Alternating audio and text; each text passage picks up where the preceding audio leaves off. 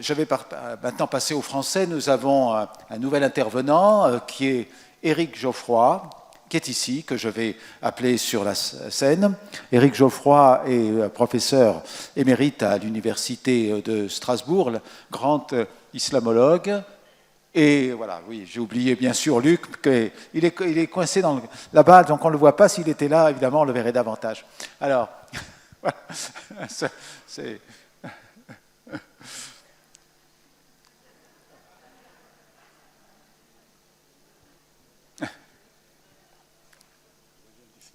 Oui. Merci Luc. Excuse-moi pour le petit oubli, mais voilà.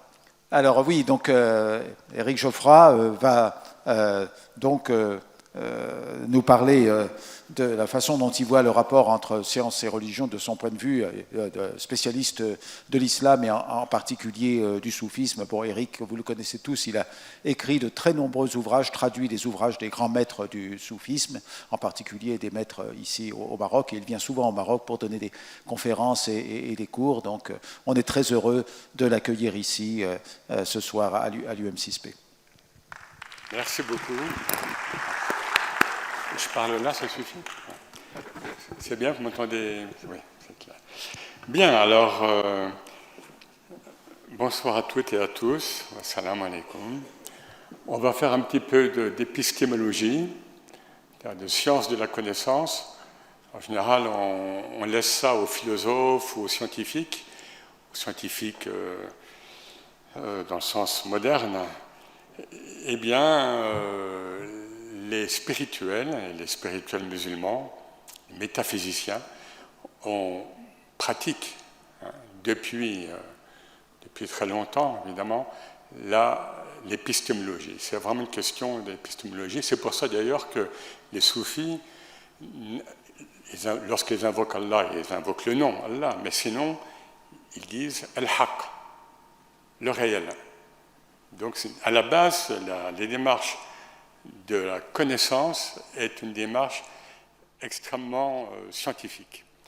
Et un islamologue qui était Paul Nouya, c'est un jésuite irakien, soulignait très clairement que les soufis, et il avait des citations dans l'histoire, des rapports entre rationalistes musulmans, théologiens, juristes, fuqaha, qui avaient un rôle important, et les soufis, et il souligne à quel point les soufis étaient plus pragmatiques que, par exemple, les fuqaha, les juristes qui passaient leur temps, ou une partie de leur temps, à imaginer des cas improbables.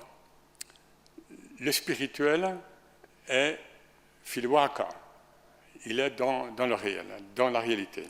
Alors, on va commencer par citer deux géants, enfin deux figures tutélaires, toujours du point de vue de l'épistémologie, champ qu'on va pouvoir déplacer ici et maintenant, au XXIe siècle, toujours dans le rapport entre science et spiritualité. Averroès, Ibn Rushd, je crois qu'Arane au début a parlé de Cordoue, Averroès, qui est mort d'ailleurs à Marrakech, mort en 188, enfin je ne vais plus le présenter, et puis Ibn Arabi. Averroès, les musulmans disent souvent, oui, nous n'avons pas su accepter sa pensée rationnelle, et elle est partie ailleurs, elle est partie notamment dans ce qu'on appelle l'averroïsme latin. Or, l'averroïsme latin est faux.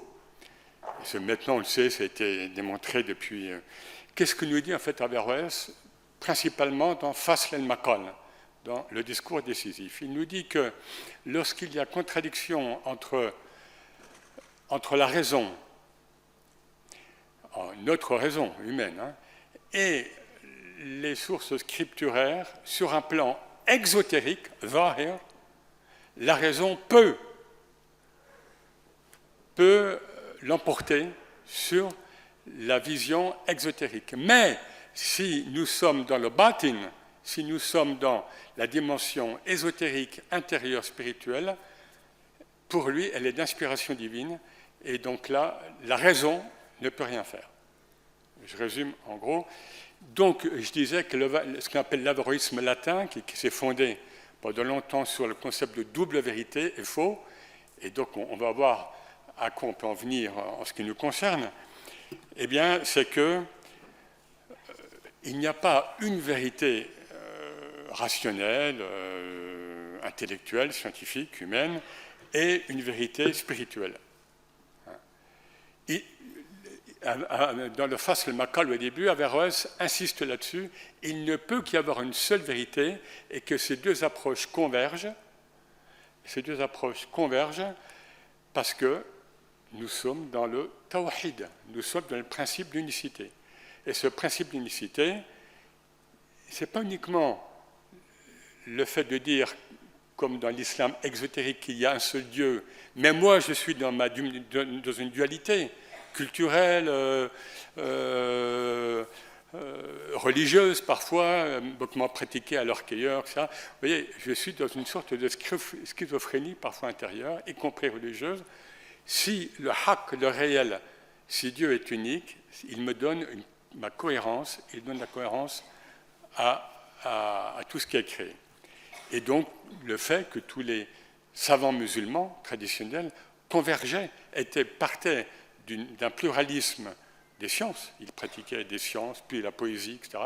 Mais pourquoi tout ça convergeait vers le haqq, vers le réel? Ibn Arabi, je résume ce qu'il nous dit. Bon, ce qu'il dit, on le trouve dans d'autres textes spirituels, soufis, islamiques, mais également, évidemment, dans d'autres traditions spirituelles. Bon, la science authentique, on parle bien de la science, l'ilm. Je suis très clair là-dessus. La science authentique n'est pas donnée par la réflexion ni par les pensées émanant des rationalistes. Je traduis, elle n'est que ce que Dieu jette dans le cœur du connaissant, c'est-à-dire une lumière divine qu'il envoie à ceux de ses serviteurs qu'il choisit, anges, prophètes, saints, simples croyants, simples scientifiques, simples chercheurs. Voilà. Et la phrase qui est décisive, وَمَنْ لَا كَشْفَ لَهُ فَالْعِلْمَ لَهُ. Et celui qui n'a pas de dévoilement n'a pas de science, il n'a aucune science. فَمَنْ لَا كَشْفَ لَهُ فَالْعِلْمَ لَهُ.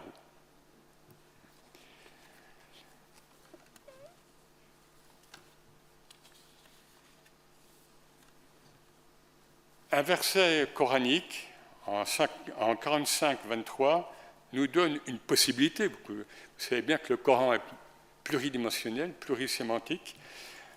Il est en tanjim, en diffusion étoilée, ce n'est pas un discours rationnel, on le sait bien, qui serait linéaire. Il y a ce verset à nous, que je traduis. « As-tu vu celui qui a pris sa passion pour divinité et que Dieu a égaré en dépit de sa science ?» C'est une lecture possible.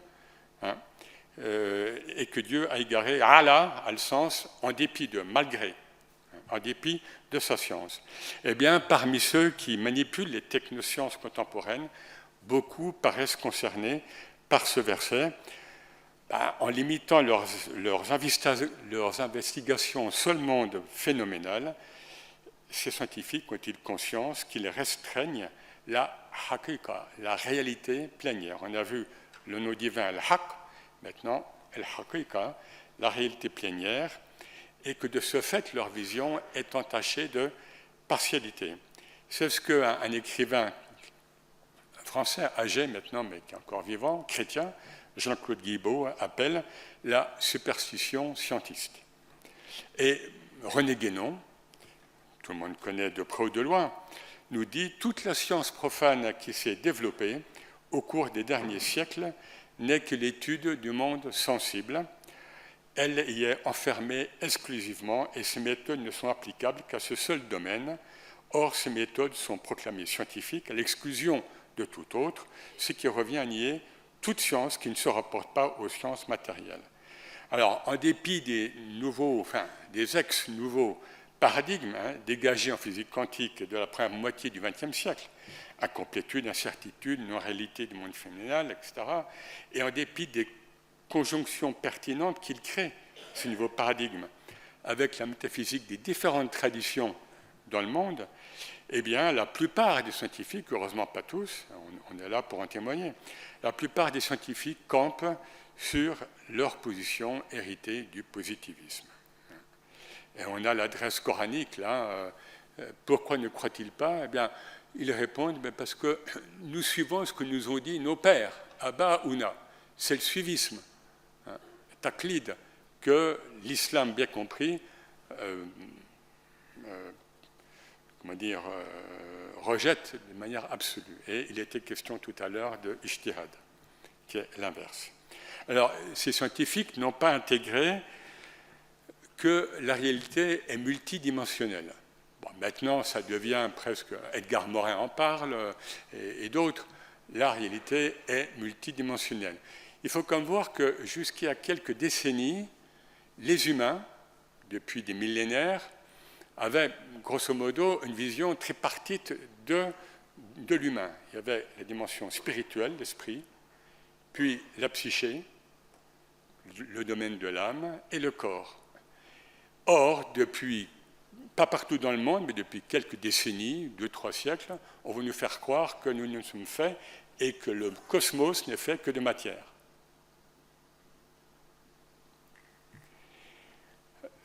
Et du coup, quand nous n'avons plus accès au domaine spirituel, c'est le monde psychique qui descend et qui prend une emprise, à mon gré, trop importante. Je peux en témoigner parce que j'ai beaucoup précisément de personnes qui, enfin je connais pas mal de personnes en route, comment dire, en parcours de vie spirituel. Et souvent je pense à cette parole de Corbin, Henri Corbin, l'orientaliste qui est mort en 1978. Je ne la prends pas entièrement pour compte parce que la psychologie soufie c'est une science fondamentale, mais il disait que dès lors que l'on coupe la dimension spirituelle de notre conscience, eh bien, l'être humain devient un gibier de potence pour psychanalyste. Je cite Henri Corbin.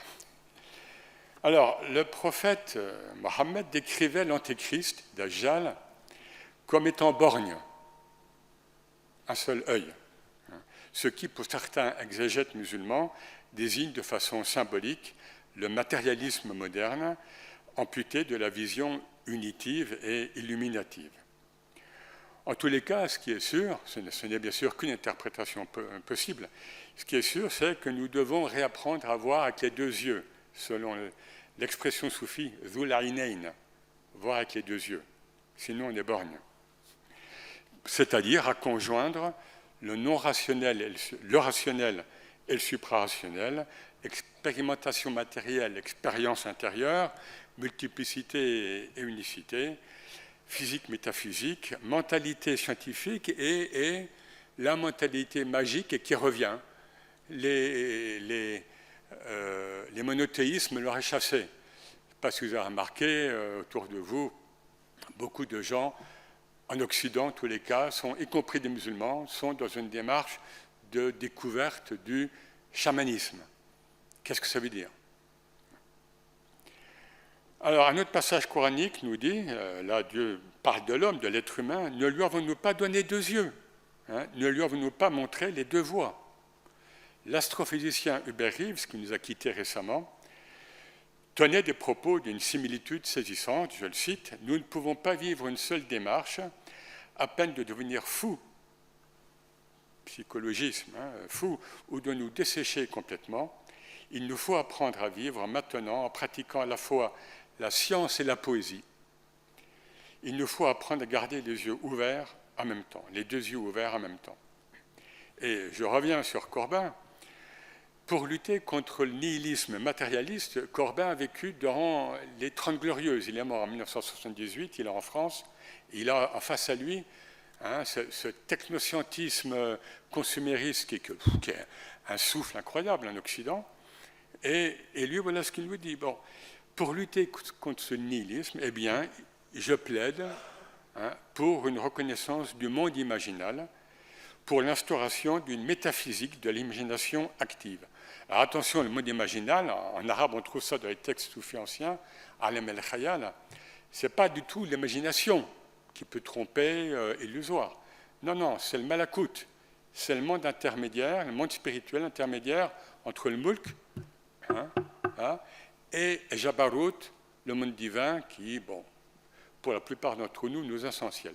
Il y a certains spirituels qui sont appelés Zatiyoun, les gens de l'essence. Mais bon, c'est pas, on leur laisse. El Malakut, c'est ce barzakh, c'est ce sas entre deux, entre le Jabarut, et tous les événements spirituels se produisent dans ce Malakut et s'incarnent dans le Mulk. Et c'est pour ça que beaucoup nous disent que les guerres, par exemple, parce qu'il faut en parler, les guerres ont lieu souvent avant tout dans le Malakut, avant de s'incarner dans le Mulk. En fait, nous vivons en direct, nous sommes des témoins privilégiés, si on peut dire, nous vivons en direct l'échec du type de modernité imposée dès le XVIe siècle par l'Europe. Je dis bien un type de modernité, ce qui est eu chaque civilisation a apporté sa propre modernité avec avantages et inconvénients. Bon, cette modernité, en tous les cas, elle est en définitive schizophrène, puisqu'elle promettait un progrès matériel, technoscientiste, sans se soucier aucunement de l'évolution spirituelle de l'humanité.